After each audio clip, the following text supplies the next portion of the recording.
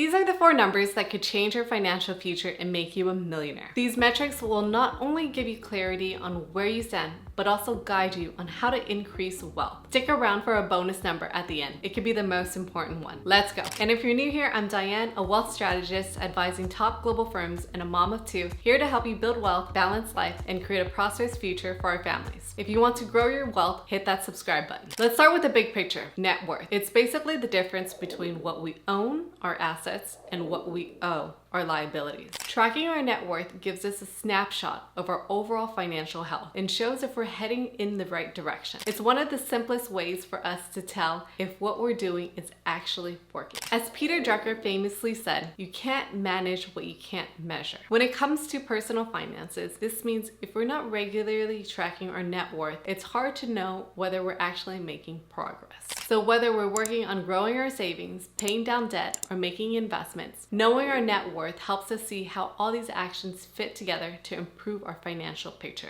So why aim to increase our net worth? It's not just about the numbers on a screen. It's about having options, like retiring comfortably, taking that dream vacation, starting a business, or building generational wealth for our kids. Everyone's reasons will be different, but building up our net worth gives us more freedom to live life on our own terms. Here's a quick tip. If retirement is one of our big goals, we can check out Fidelity's age-based savings guideline or a benchmark. But remember, these are just guidelines, not a one-size-fits-all plan. Our journey will depend on our lifestyle, family size, and what matters most to us. Now, I've got to give credit where it's due. This approach is inspired by Ramit Sethi's idea of tracking key financial numbers, but I've adjusted it to fit for family finances and building wealth while having kids. We're going to cover 4 areas that help us grow our net worth: essentials, savings, investments, and fund money. Each one plays a unique role in boosting our financial health, and we'll walk through how to manage them effectively, especially when we've got a family to think about. So let's talk about our fixed expenses, or what I'd like to call it, family basics. These are the must-pay costs, like housing, car payments, groceries, transportation, utilities, and childcare. And the goal is to keep these expenses within 50 to 60% of our income, leaving enough room for saving and investing. By keeping essential expenses under control, we create more room for saving and investments, which are the real drivers for growing our net worth. It's all about finding that balance where our needs are met without compromising our future financial security. Now, for family with kids, we might lean closer to 60%, and that's okay. Life with kids brings additional costs, and we need to budget accordingly to cover what matters most. Here's how this could look for $10,000 monthly income. Housing. This is typically our biggest expense, so managing it carefully is key. Keep housing costs within 28% of our income, and that's gross income. After housing, our car is often the largest cost. Another pro tip here, follow the 24-10 rule. Put 20% down, aim to pay off the car within 4 years, and keep the total cost of car ownership within 10% of our income. You'll have food, groceries, and utilities, and this is a little bit more variable, but you'll want to make sure that you budget accordingly for this. Childcare. Now, this is a major expense for working parents, and it's often overlooked when planning in a budget. We want to aim to keep child costs within 10 to 15% of our income. So for a $10,000 monthly income, that could be anywhere between $1,000 to $1,500, but in high cost areas, it could go up to 20%. The reality of having kids and working is hard, physically and financially. So if we can figure out how to cut costs here, that might be important. Maybe enroll kids in part-time programs with help with family for some days out of the week to help manage these costs. And you can't forget about the additional expenses like clothes, shoes, and school supplies. These can add up and should be planned as part of the essentials category for your kids.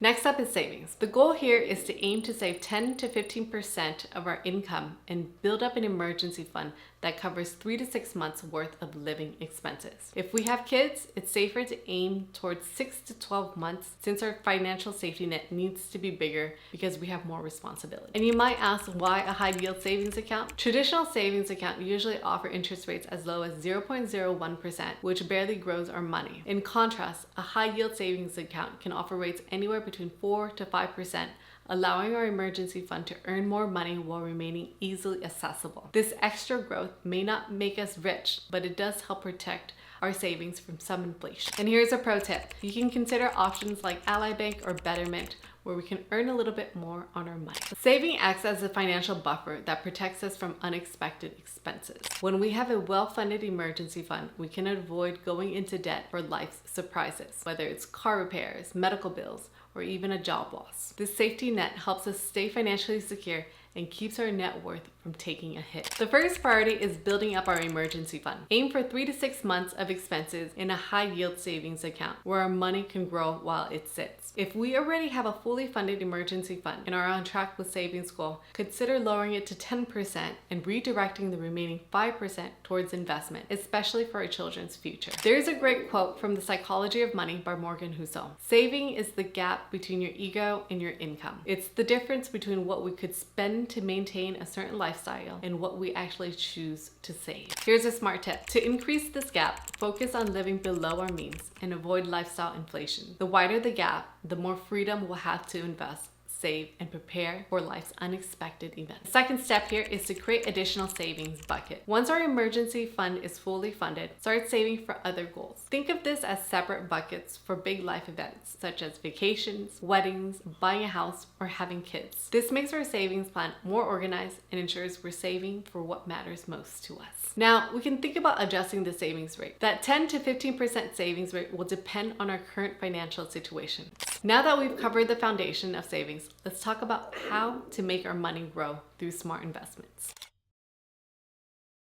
Now let's talk investments. This is where real wealth building happens. Aim to consistently invest 10 to 15% of your income. This can include contributions to retirement accounts like 401k or a Roth IRA, but don't stop there. We also need to think about our kids' future. Setting up a 529 plan for their education is a great place to start. Investing allows us to put our money to work and generate returns that are much higher than those of a savings account. It's not just about securing our own future, but about setting up for the next generation for success. Time is our best ally when it comes to building wealth, thanks to the magic of compounding. The earlier we start, the more powerful compounding becomes. And here's a comparison to illustrate this. Investor Izzy starts investing $250 per month at age 35 and continues until retirement at 65. With an average annual return of about 10%, Izzy's investments would grow to around $540,000. Now we've got Catch-Up Carl, who starts 10 years later at age 45, investing the same amount, $250 per month, until 65. His investments would grow only to about $200,000. Now let's take it a step further. If both Investor Izzy and Catch-Up Carl increase their contributions by just $50 more each month, Izzy would end up with around $648,000,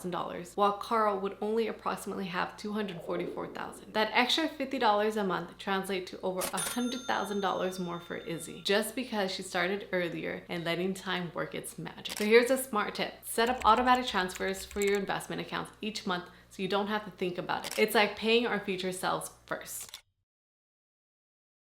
Now, last but not least, we've got fun money. Fun money isn't just about being frivolous. It's about setting intentional spending boundaries so we can enjoy life without guilt. If we don't budget for this, we'll likely end up spending more without even realizing it. Setting aside 10% of our income for discretionary spending allows us to enjoy our hobbies, family outings, date nights, or activities with the kids. Think of it as a way to create memorable experiences for the whole family, like weekend trips, movie nights, or special treats. It's all about finding balance. Fun money helps us stay motivated and enjoy the present while still working towards our financial goals. If we budget for it, we can avoid overspending and still have lots of room for fun. Now, if debt payments are taking up a large part of our budget, we might need to reduce fun money temporarily to prioritize paying off high interest debt. We want to get rid of that as soon as possible.